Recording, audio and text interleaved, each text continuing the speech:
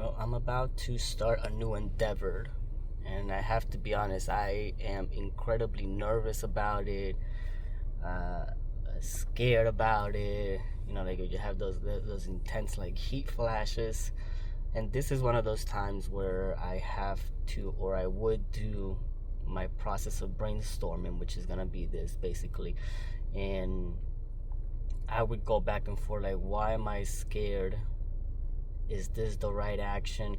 Is this the correct investment? It's because all that stuff comes with a lot of risk.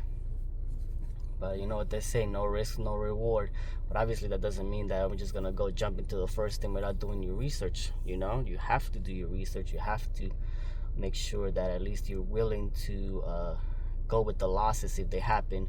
So I've been super nervous about it. Today we're gonna close the deal on it, and I haven't signed, so still have time to back out, but I'm not going to, because I know that I can do it.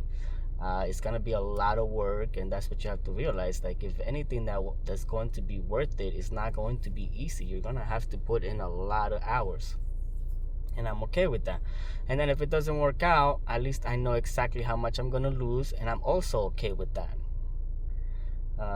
So that's what you also have to realize. And then one of the biggest things that holds us back is fear. Like, I really have nothing to be afraid of. Like, what am I afraid of? Not succeeding? I mean, I'm never gonna find out if I don't try it, right? So I have to at least go for it.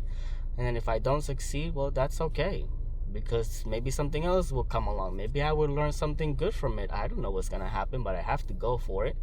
So I'm not gonna be afraid of not succeeding. I could be afraid of maybe losing money, but money comes and goes. There's a bunch of money in this world. You just have to find it. So I'm not gonna be afraid of that either. So that's what my brainstorming is. As we go and we brainstorm, I go through these things and I start to rule them out, and slowly I begin to calm myself to be like, okay, this could be good. It could be done.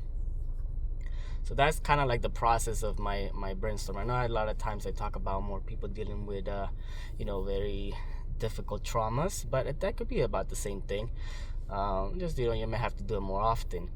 But definitely one of the biggest things out there is fear, and they're really, as they say in the in the movies, or there's really nothing to fear, because all we're fearing really is ourselves, thinking that we can't do it, but we can.